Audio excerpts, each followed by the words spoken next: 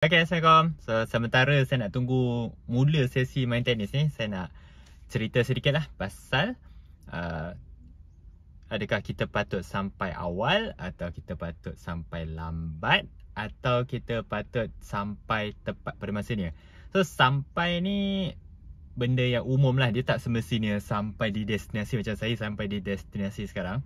Tapi sampai ni boleh jadi untuk kita capai matlamat. Sebagai contoh, untuk selesaikan kerja pada berdasarkan dalam tempoh yang ditetapkan.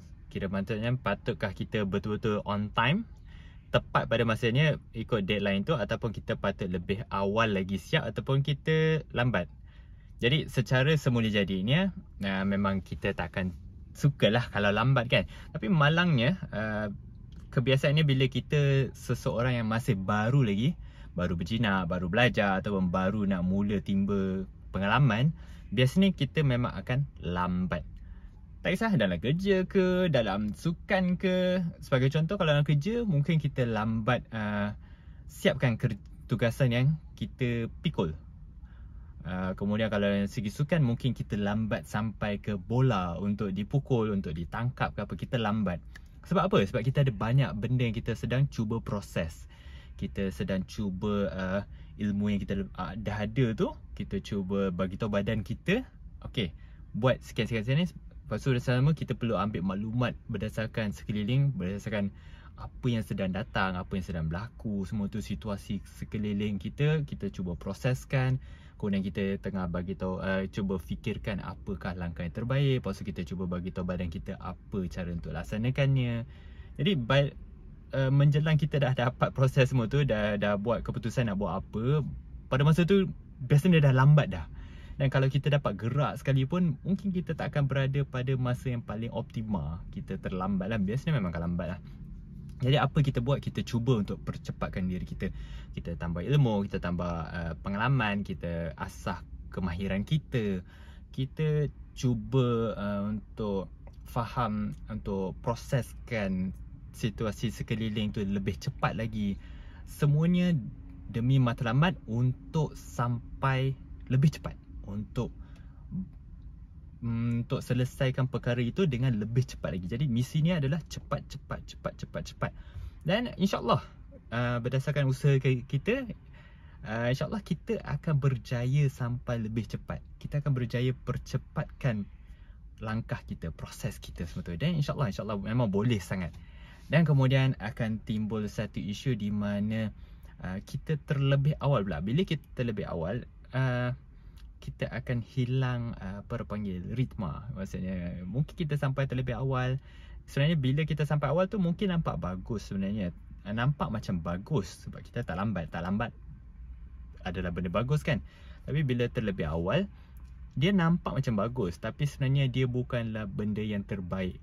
Sebab bila kita awal, kita terlebih awal, apa yang berlaku adalah kita sebenarnya merampas masa daripada benda yang lain. Sebagai contoh, mungkin kita boleh buat banyak lagi benda lain sebetulnya sepanjang proses tu. Tapi bila sebabkan kita nak cepat sangat, kita sebenarnya merampas masa daripada mungkin menjadikan benda tu sendiri lebih baik. Sebagai contoh, kalau kita nak cepat sangat habiskan assignment, kajian kita semua tu, bila kita nak cepat sangat habis, kita sebenarnya merampas masa untuk kita buat satu lagi ulang kaji ataupun satu lagi kajian tambahan untuk tambah tu, ataupun kita mungkin merampas masa untuk kita minta seseorang semak hasil kajian kita, penulisan kita. Begitu juga dalam penulisan buku lah. Kalau kita terlalu tergesa-gesa untuk siapkan, dia akan mempengaruhi dari segi hasil akhirnya. Sebab kita tak beri masa untuk idea tu meresap, untuk kita proses, untuk kita bagi hadam, untuk bagi masa untuk dia berkembang secara semula jadi. Dan dia akan mempengaruhi lah hasil akhirnya.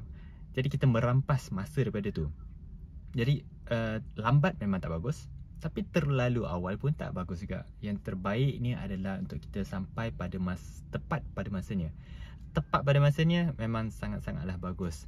Sebab insyaAllah kita dah bagi masa yang secukupnya untuk hasilkan sesuatu dalam keadaan yang terbaik sekali. Okay?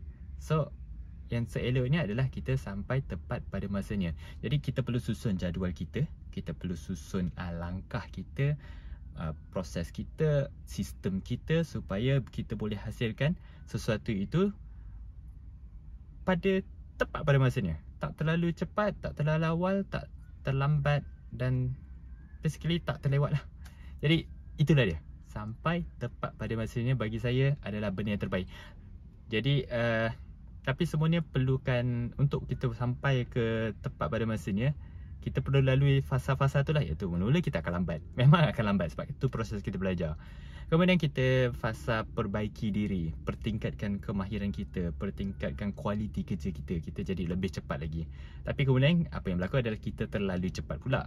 Maka kemudian berdasarkan pengalaman, kemahiran, ilmu yang kita dah ada sebanyak proses tu, kita boleh susun atau strategi dan langkah yang terbaik supaya kita boleh sampai tepat pada masanya dan hasilkan sesuatu yang berkualiti tinggi. Jadi itu saja. All the best. Sampai tepat pada masanya. Sebanyak mungkin cuba sampai tepat pada masanya. Okay, baik, itu saja. Okay, bye. Assalamualaikum.